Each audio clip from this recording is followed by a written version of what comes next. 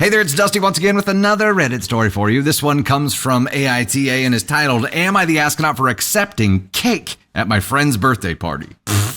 Come on. So this is a bit of a weird one. I, 41 male, was at a friend's birthday party on the weekend just past. There were 9 of us at the party, including the birthday boy, which is surprisingly relevant.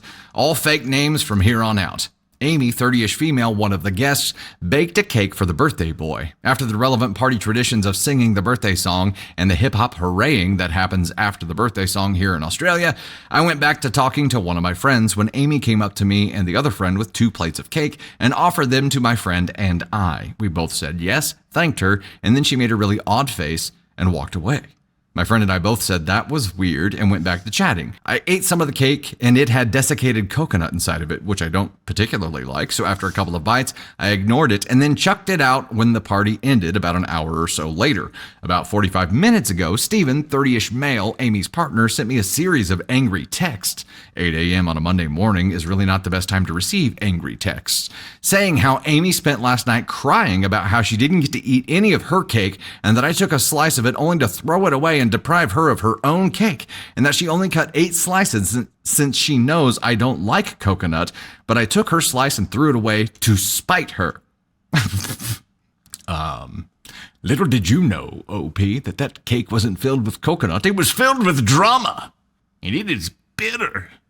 I replied, why did she even offer me any cake if she knew there was coconut inside? Steven said that she did it to be polite and not leave me out, and that I was an asshole for taking her slice and throwing it away. I forwarded the message to my other friends that were there, and most of them have left me on red so far, except one has responded with the thumbs down emoji, and another who hasn't seen it yet as of this writing. The fact that no one's responding to me is making me worry that I might have been the asshole here. Okay, let's talk about this real quick. I'm sticking NTA, and I'm going to pull in a theme that I actually learned in therapy. Okay. So my analogy was like sitting in traffic, and it was particularly after the Chiefs game. It was like it was not in the parking lot. It was outside of it. There was a traffic jam, but because of this traffic jam, everything kind of narrowed down to one lane. I was in the correct lane, but asshats kept flying up around everyone to the left, even getting out of the line in the correct side or in the correct lane and going around everybody else and inserting themselves into the fronts, effectively screwing everybody behind there. And I was getting angry. And my therapist pointed this out, and she's like, okay, so in your view here, you're angry, and the assholes are outside of the car, right? I'm like, yeah, absolutely. She's like, okay, but let's look at this. You are staying in the right lane. You are doing the right thing that you think is the gallant, loyal thing here. So in this case, I would be Amy, who made the cake, sliced it up, and handed it to him. She did that because she thought it was the right thing to do. But then she held that against him. So it was her action of giving him the cake, even though she thought he wouldn't like it, even though she didn't cut enough for herself to have a slice. She took the action that she thought was the right thing to do, but then held her actions against him. Me staying in the right lane, bitching at everybody who goes by in the left lane to insert themselves in front. I can't be the guy who's doing the right thing and be angry about people not doing the right thing. It doesn't work that way. You can't be the gallant one, but be pissed off at everybody else for not being gallant. And in her case here, she's pissed off at somebody else because of her actions. Her actions she thought were noble, but she ended up crying about it because OP here didn't read her mind. How would he know? How would he know that she only cut 8 pieces? How would he know that she was only offering it to him to be polite? How would he even know that there was coconut inside the cake? He wouldn't.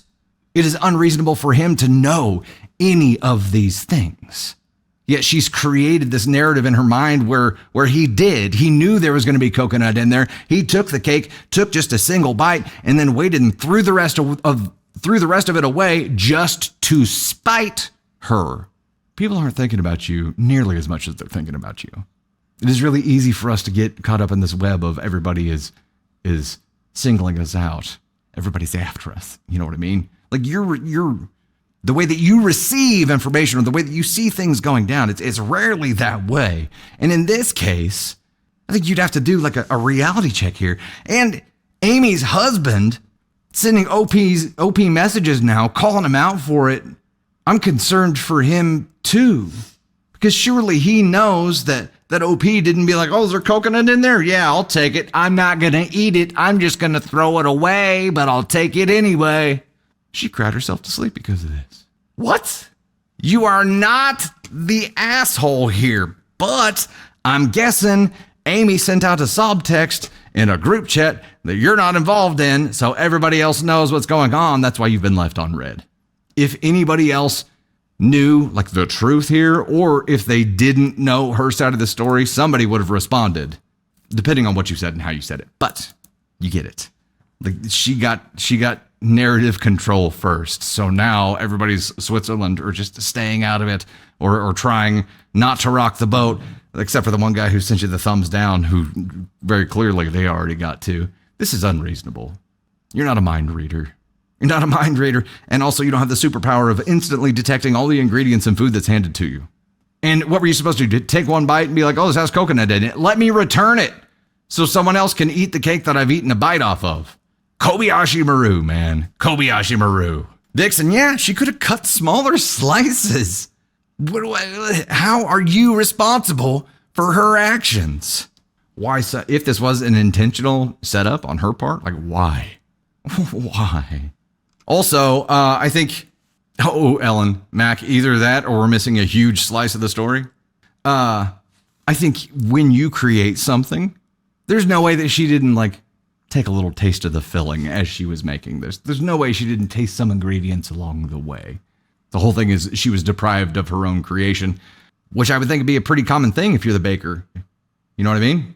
I don't know. I don't bake. Candy Thunder, come on up and let's have you talk about it, because I can make a German pancake, and that's about the extent of my like cake making abilities here. Well, you nailed that recipe. You did such a good job. I can eat cake.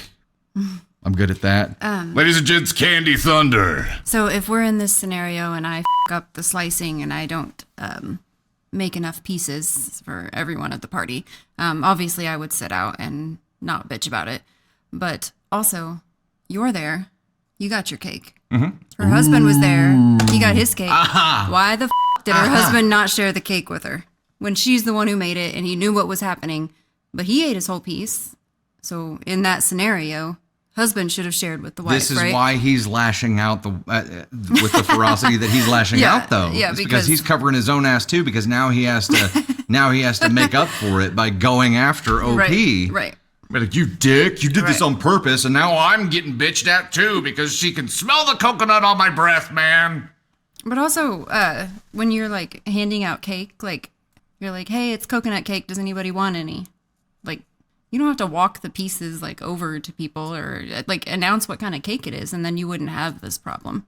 But also, like, if you knew how many people were going to be there and you're making the cake for the amount of people, make a bigger cake.